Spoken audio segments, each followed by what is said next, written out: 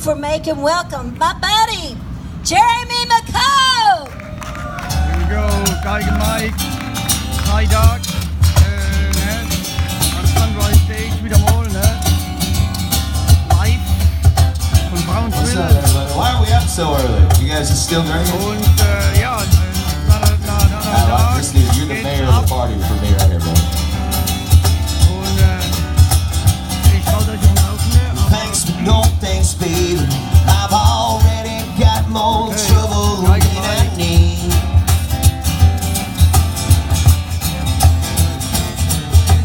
Thanks, but no thanks, baby. I've already got more trouble than I need. I don't need no lonely, lustful woman's irate husband after me.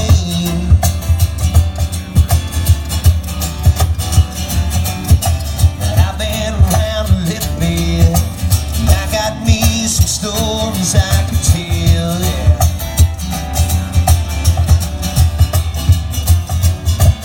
I've been around a while now, and I've known some lovely ladies rather well. I've been dazed and amazed. I've been a witness to red bone caging the speed.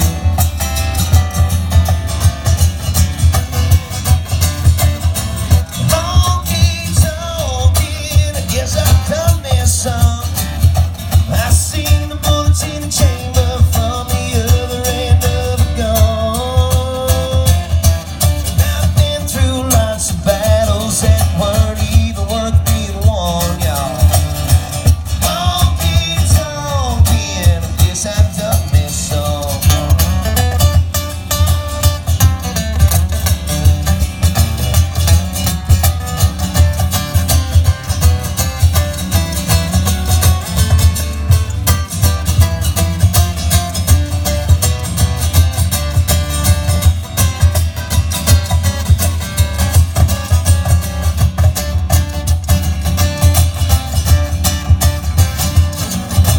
I've been around a little bit.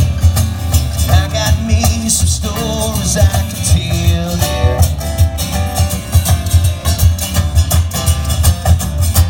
I've been around a while now, and I've known some lovely ladies rather well. I've been dazed and amazed. I've been a witness to red bone caging speed.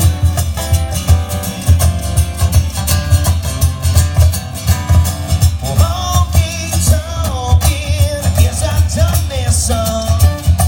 I've seen the bullets in the chamber from the other end of the gun. I've been through lots of battles that weren't even worth being won, y'all. Honky-tonkin', yes, I've done this some. Here we go. Honky-tonkin', yes, I've done this some.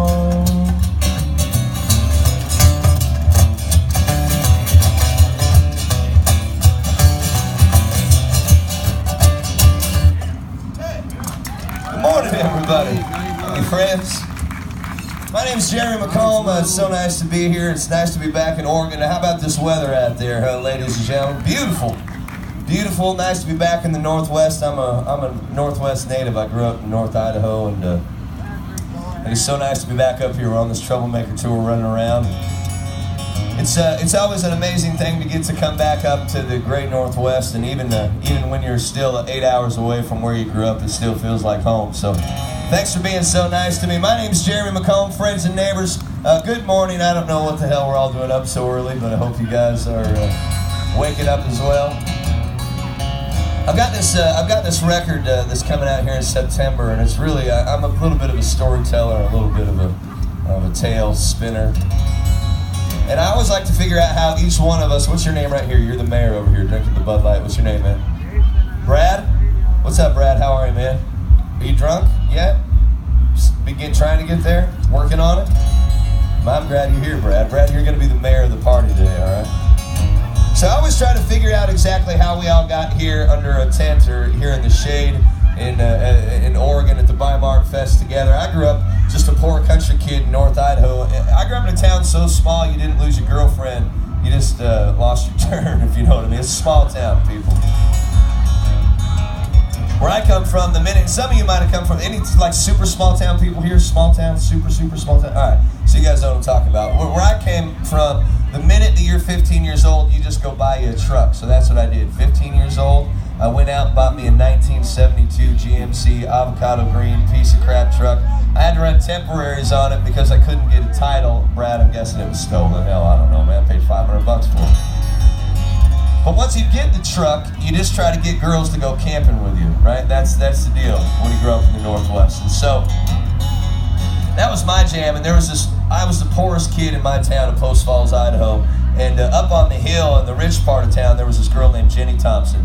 And Jenny Thompson was beautiful. And she didn't want anything to do with me until I found this wonderful instrument where I started singing her love songs. So the next thing you know, Jenny Thompson wants me to pick her up in my 1972 piece of crap truck. So I'd go get her, and her dad had like this $100,000 beautiful driveway that I would park in and spill 34 quarts of motor oil down that thing as I'm sitting there parked. And her dad would just come out and he's like, he would just walk out in disbelief, like. And he'd come out and he'd go, you know what I don't like about you? And I'm like, should I turn the truck off? This is going to take a while, right? He goes, every time you pick my daughter up, I never know if she's going to make it. Now, as a dad now, I would punch me in the face. But back then, I'm still a little bit of a smartass, but I used to be too.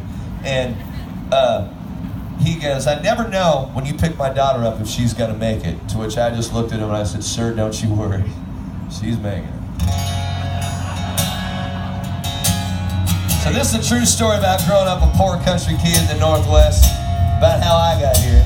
Went on the road at 16 years old after I dropped out of school, after my teachers begged me to drop out of school.